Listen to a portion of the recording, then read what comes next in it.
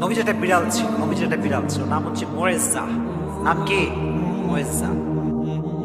বিড়ালটা হচ্ছে আমাদের আবেগের জায়গা, ভালোবাসার জায়গা, এবং বিড়ালের জন্য অধিক পরিমাণে ভালোবাসা, মায়া, আদর মানুষের মাঝে ঢুকিয়ে দিয়েছে একজন। তিনি কে? বিড়াল পোষা এটা জায়েজ, তবে কিছু বিষয় খেয়াল রাখতে হবে। যারা বিড়াল পোষে বাসায়, বিড়ালের জন্য কোনো অবহেলা না হয়, কোনো অযত্ন না হয়। বিড়াল যখন খাওয়ার প্রয়োজন খাবার দিতে হবে, তার যত্নের প্রয়োজন যত্ন করতে হবে। ঘুমানোর জায়গা দরকার, তাই ঘুমানোর জায়গা দেওয়ার দরকারটা আছে না নাই? তাকে যত্ন করতে হবে। ইভেন হাদিসে এসেছে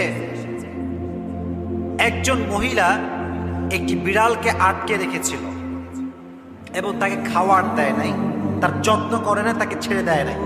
হাদিসে এসেছে আল্লাহ তাকে জাহান্নামে নিক্ষেপ করেছে। নাউজুবিল্লাহ পড়া। যে ব্যক্তি প্রাণীর উপরে দয়াবান হয়, যত্নশীল হয়, রহম করে, আল্লাহ তার উপরে রহমশীল হয়ে যায়। সুবহানাল্লাহ পড়ে। আপনি প্রাণীকে মায়া করবেন, আল্লাহ আপনাকে মায়া করবেন। একজন সাহাবী নবীজির কাছে সবসময় আসতো, তবে সেই সাহাবীর কোলে একটা বিড়াল থাকতো। কি থাকতো? বলো কি থাকতো? ক্যাট, বিড়াল। তো সবসময় বিড়াল নিয়ে আসতো এই সাহাবী।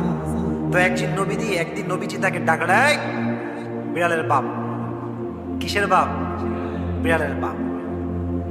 তার এই ডাকটা এত পছন্দ হয়েছে যে তার যে নাম ছিল আগের নাম, ওই নামকে সে পরিবর্তন করে দিয়েছে।